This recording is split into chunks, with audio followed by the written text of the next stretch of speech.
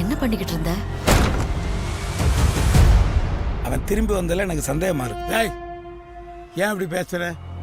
அவன் திருந்தி தான்டா வந்திருக்கான்.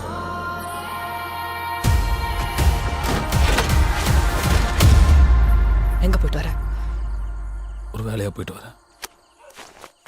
इंसान अपने हिंसक अतीत की परछाई से कभी पीछा छुड़ा सकता है या फिर हालात उसे दोबारा उसी अंदर रास्ते पर धकेल देते हैं जहां से वो भागना चाहता था। नमस्कार दोस्तों, साउथ सिनेमा का सबसे बेहतरीन कलाकारों में से एक और नेशनल अवार्ड विजेता धनुष एक बार फिर बड़े पर्दे पर तबाही मचाने लौट रहे हैं। उनकी आने वाली फिल्म कारा का ट्रेलर रिलीज हो चुका है और इसे देखते ही सोशल मीडिया पर बहस छिड़ गई है।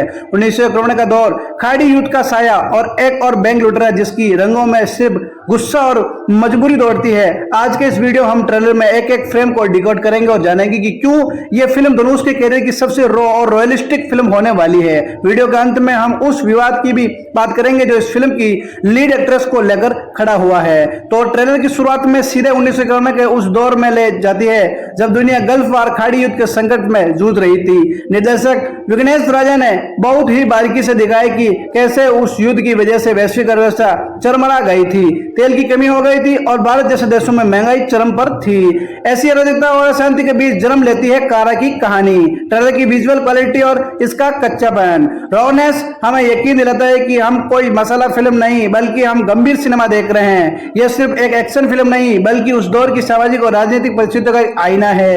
अब बात करते हैं फिल्म की जान यानी धनुष की फिल्म में उनका नाम कारास्वामी। ट्रेलर में उन्हें एक ऐसे जटिल व्यक्तित्व के रूप में दिखाया गया है जो अपने जरूरतों को पूरा करने के लिए बैंक लूटता है। उसे कानून का कोई खौफ नहीं है, वो दिन दहाड़े वारदातों को अंजाम देता है। लेकिन कारास्वामी सिर्फ एक अपराधी नहीं है, वह अपने अतीत से लड़ रहा है।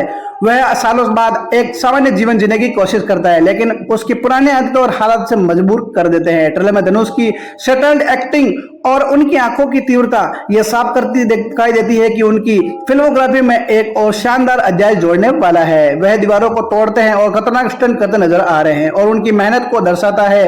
एक दमदार विलन या एंटी हीरो के सामने एक दमदार पुलिस वाला होना जरूरी है। इस फिल्म में सूरज वेजरामिडू एक शख्स पुलिस अधिकारी की भूमिका में है। ट्रेलर को देखकर साफ पता चलता है कि फिल्म में इन दोनों के बीच बिन्नी चुहे का जबरदस्त खेल देखने को मिलेगा। सूरज का किरदार कारास्वामी को पकड़ने के लिए किसी भी हद तक जाने को तैयार है। इन दोनों कलाकारों के बीच का टकराव फिल्म के रोमांच को कई गुना बढ़ा देता है। अब फिल्म में सिर्फ गोली और डकैती नहीं है बल्कि एक गहरा इमोशनल एंगल भी है। ममिता बैजू कारास्वामी की पत्नी के किरदार में है। ट्रेलर का एक सीन दिल को छू जाता है जहां वो अपने पति से अपनी चोरियों को लेकर सवाल करती है। यही एक विवाद भी जुड़ा है। दरअसल ये मलयालम अभिनेत्री ममिता को तमिल किरदार निभाने के लिए चुनने पर सवाल उठे थे लेकिन निर्देशक विघ्नेश राजा ने स्पष्ट किया कि उनके लिए कलाकारों की परफॉर्मेंस सबसे महत्वपूर्ण है।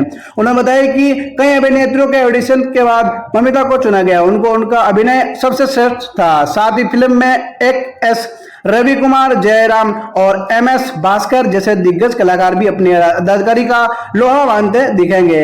फिल्म का निर्देशन विघ्नेश राजा ने किया है जो अपनी अलग तरह की कहानी कहने की कला के लिए जाने जाते हैं। ट्रेलर से पता चलता है कि उन्होंने कहानी को काफी गहरा रखा है। संगीत दिया है VG प्रकाश कुमार ने जिनका बैकग्राउंड स्कोर ट्रेलर में तनाव और रोमांच को चरम पर ले जाता है। वहीं थेनी ईश्वर की स्टेनोग्राफी और सृजित सरंग की एडिटिंग फिल्म को तकनीकी रूप से मजबूत बना रही है। कुल मिलाकर कारा का ट्रेलर एक ऐसी कहानी की झलक देता है जिसमें एक्शन, इमोशन और एक व्यक्ति के अपने अतीत से भागने की मौजूद है।